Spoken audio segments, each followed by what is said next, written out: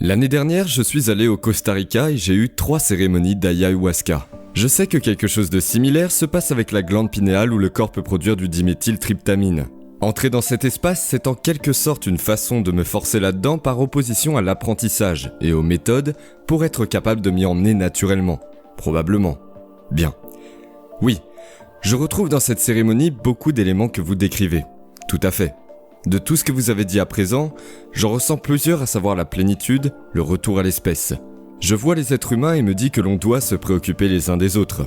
C'est le plus important. Je vois ma mort et ma dissolution, toutes ces choses. Cela est si réel et important que ça n'apparaît pas dans un monde tridimensionnel.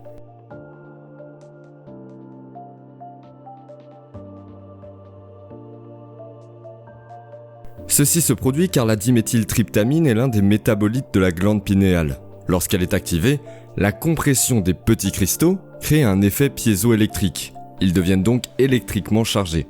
Ils peuvent commencer à briller, à vibrer comme un récepteur radio, à capter des fréquences. Donc, lorsque vous enseignez à un étudiant cette pratique, la glande pénienne, connectée à une énergie, produit une amélioration de la mélatonine. L'un de ces produits chimiques est le diméthyl, atryptamine. Un hallucinogène très puissant. Cela vient également de la médecine des plantes. Quand cette glande est activée, elle produit des antioxydants très puissants, anticancéreux, anti-vieillissement, anti-maladie cardiaque, anti-coup de fouet, anti-neurodégénératif, anti-inflammatoire, antimicrobien. En modifiant cette molécule, cela crée une benzodiazépine. Quel est ce volume ? Les centres de survie dans votre cerveau vont s'éteindre et vous vous sentirez totalement en sécurité pour créer. Vous allez créer les mêmes produits chimiques qu'un animal en hibernation. Pas de libido, pas d'appétit, pas de préoccupation pour l'environnement. Ce sont les 3 premiers centres d'énergie de votre corps où l'énergie va se déplacer vers votre cœur. Le corps entre en état de stase et crée le même produit chimique que celui trouvé dans l'anguille électrique. Nous avons mesuré que vous pourrez constater de grandes amplitudes d'énergie dans le système nerveux. Pas seulement grandes, mais énormes. Une quantité surnaturelle d'énergie. La personne se trouve alors dans un état d'excitation.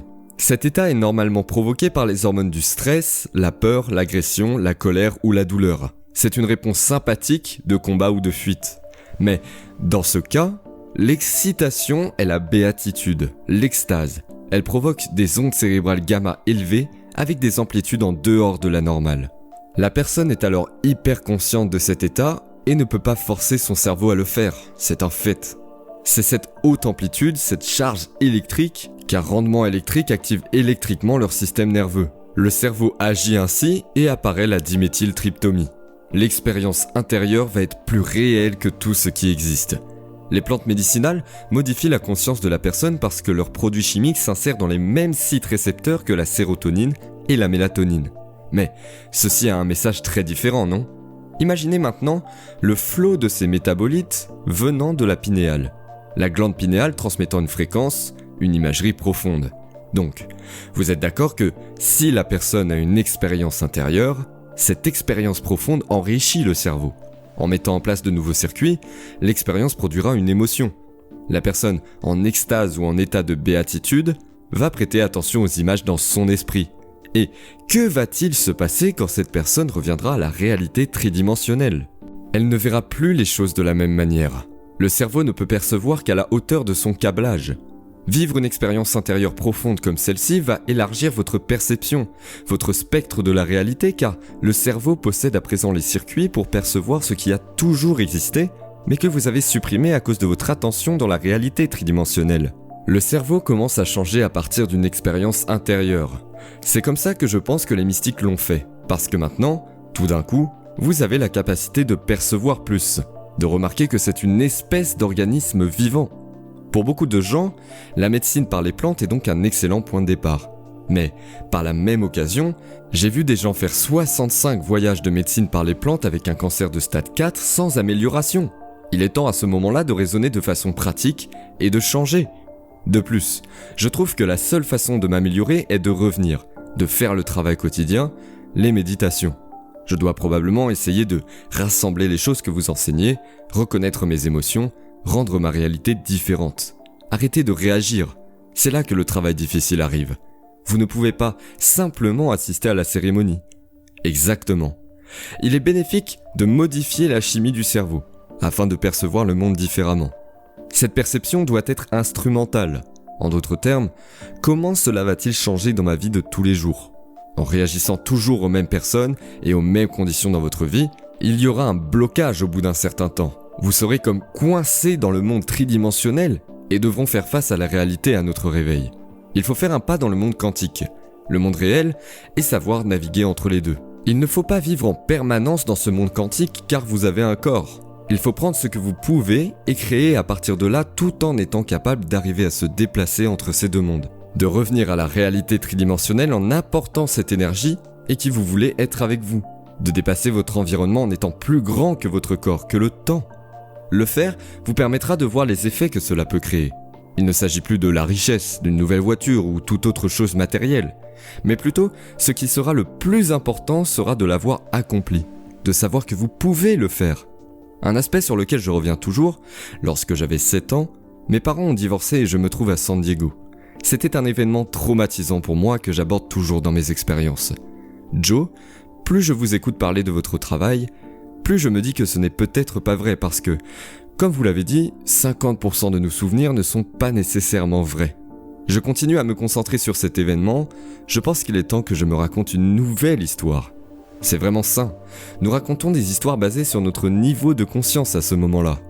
Je suis sûr que c'était traumatisant et inconfortable pour vous, que vous avez vécu beaucoup de séparation et de dualité.